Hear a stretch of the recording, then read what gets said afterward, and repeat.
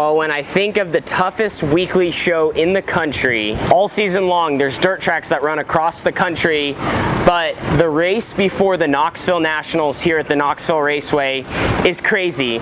We're expected to have 63 60s tonight in over 54 10 sprint cars. Between two classes, 110 sprint cars. Yeah, that is absolutely nuts. Ready to take on the sprint car capital of the world. This is everyone's final shakedown before the two biggest weeks in all of sprint car racing. And I've really grown to love this racetrack. Even though it's a half mile, it still has a lot of potential to race well, and it's hard to be good here. So we're really working at it, and we're gonna try to get the 18T rolling around this place against some pretty stiff competition.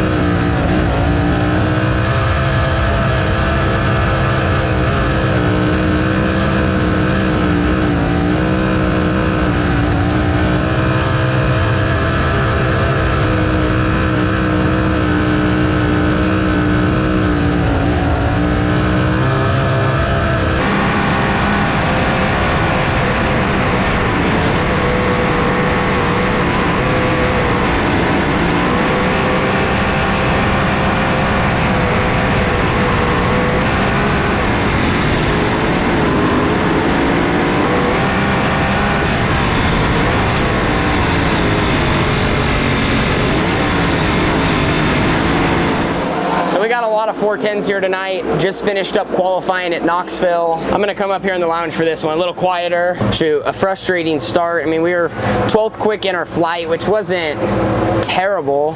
We're kind of right in the middle. But what's frustrating about that is we definitely did not have the harder flight. There was a bunch of good guys in A. We were in B. And I just don't feel happy with my race car. Like I've felt better around Knoxville in the past, and tonight I just don't feel good, and it kind of feels like it's spiraling off of how I felt, you know, at Jackson Motorplex the last two nights this weekend on this different car. After crashing at Eldora, we put this one together, and yeah, I don't know. I just I feel the most uncomfortable probably I've been all season. I just don't feel like I can get around the place. So it's pretty frustrating, especially all the changes we're making. Like, it's just not very responsive. And yeah, anyway, we're kind of putting our heads together to figure out what to even do, because like I said, we're going so in one direction and the car is just not doing what we want it to do, that it kind of just leaves you feel like you're looking off of a cliff and you don't know. So anyway, 12th quick in our flight. We'll see where that lines us up for the heat race, but we definitely have some work to do to improve.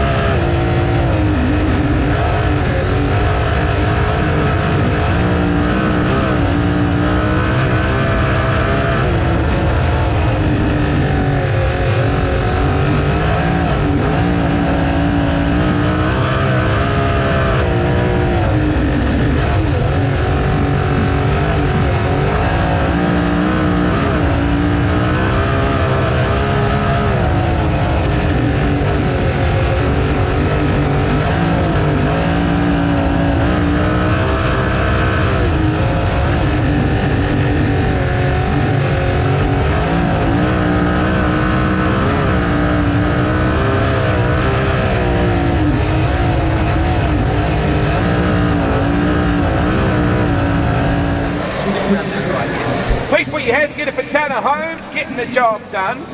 Look at all these cameras, mate. Lucky you're not camera shy. Yeah, you know, it's really cool. Just glad we got a heat race win there, and we've just not been qualifying well the last couple days, even with this car. It's a different car than we ran earlier on our trip, and for whatever reason, it just doesn't feel the same. So just been really working on getting me back comfortable. Yeah, like I said, it's been a struggle, but you know, we got some more laps there, and I think we're headed in the right direction. So hopefully we're in the feature, and just another chance to, you know, really trying to get ready for the next 2 big weeks. But just thanks to everyone watching back home, the boss, Steph, DZ, Shane DeWald, a lot of great people. So thanks guys for what you do, and we'll make it happen here in the future. Good on you, mate. Tony, just to add a bit.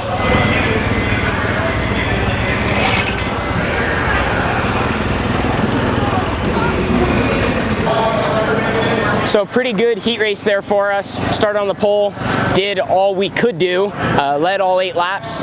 Kind of here, starting on the inside right now. The track's so slick. I'm in the grip. The car on the outside really has nothing to lean on when they first get on the throttle. So I was able to pull away, and it's just so tough to judge. Like, I felt like my pace was okay out front. I'm probably a little screwed up. I'm trying to just get over the laps, how poor they were earlier. You know, just trying to really feel out my race car, and we definitely made a big jump in the right direction. We've been working really hard on the 18T. It's just trying to feel exactly how I want to, but felt like I got around the bottom, you know, okay. That's one of the toughest things to do here, and it was a little bit narrower than some of the better laps I've ran before, if that makes sense. So the racetrack is starting to go away, and it's tough to hit, and the top's a long ways around. So overall, you know, happy with where we're at. We're now going to be in the feature, and we're just going to have to make more adjustments. I think a lot of it is we just got to keep going tighter than we think to keep our race car stable, so we can also move around, run the bottom, run the middle, run the top, because you can't just be dependent on one lane. That's just when you get past. So with how the heats panned out, they're now trying to work the top side. It was just such a long ways around, so they're kind of trying to bring it back and have something to lean on. And if you look through the middle, it's pretty slick, but it does get dirty from time to time as material's kind of moving, and that's what makes Knoxville so tricky, is there's a lot of different lines to pick from. It just depends on how your car feels and how everyone else is running on track. But now moving into the feature, we're going to see where we start, and main thing is just try to improve once again for these 20 laps. So we just snuck in the show. We're starting 10th row outside, so 20th. We're just gonna have the B main cars behind us. It's gonna be important here early on to, of course, get a good start. We gotta have forward momentum and try to, you know, attack guys that are gonna get stuck in the wrong spots. But more than anything, just try to carry speed. When there's so many cars in front of you and guys are on the bottom, guys are in the middle, guys are in the top, you're just trying to find like your own lane. And whether it's driving through the middle and getting to the top, or trying to, you know, enter on it and turn down, whatever keeps your car moving forward, because the second you stop is when, you know, you're vulnerable from the cars behind you. So we made what we think are the proper adjustments. Just try to tighten it up. Feels like this is maybe the slickest. I haven't been in Knoxville besides practicing in the one race earlier, but this is the slickest it's been in my experience. Probably, you know, similar to what you see more at the Nationals when there's a lot of cars. So, you know, definitely gonna have to stay on top of the wing. And like I said, you know, changing my line throughout the race or finding something that works and just going with it.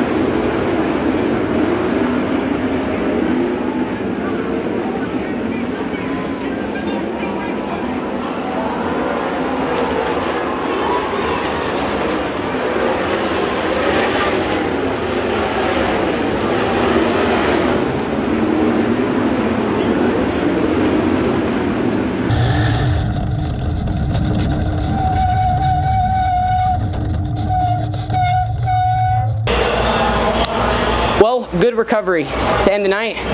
Started 20th, came home 9th. That sounds pretty good. You know, top 10 finish.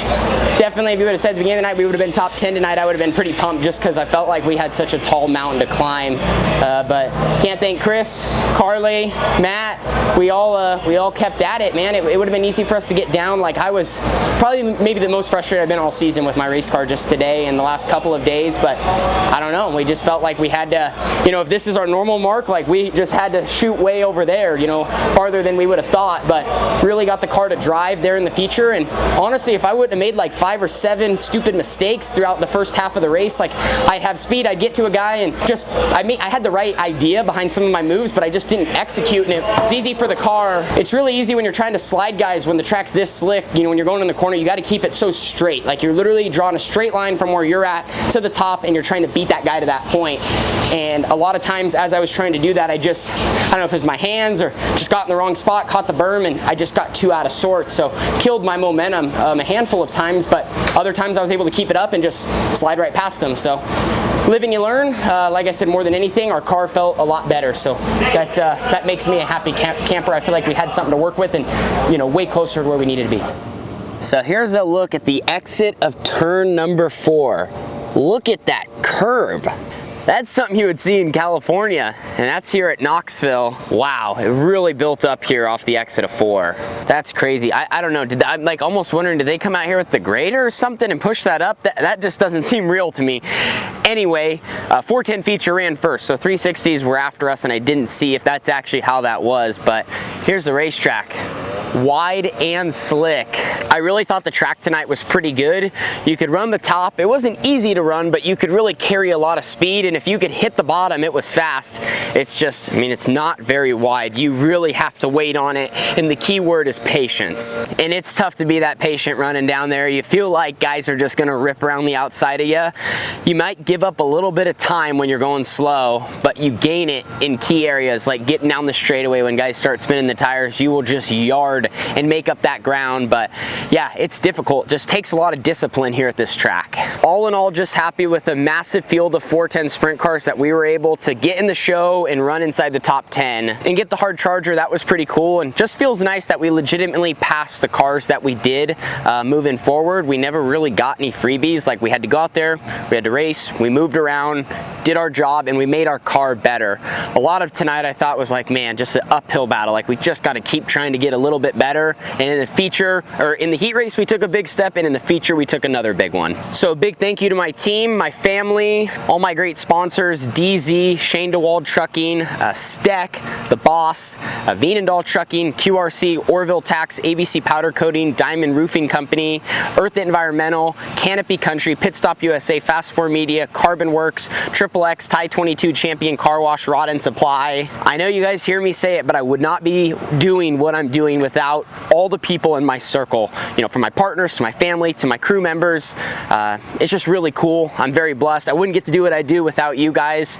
And we're out here, we're, you know, what you would say, living the dream. And the dream's not always dreamy. Like I said, it can be frustrating. It has its highs and lows. There's moments where you wonder if it's ever gonna work. And there's moments where you only see how it's gonna work. But you just gotta keep digging and never get too high, never get too low. Just keep focusing on the goal and moving forward. And at the end of the day, we're here at the sprint car capital of the world and trying to race with the best, and we're about to enter into nationals territory. So I'm pretty excited.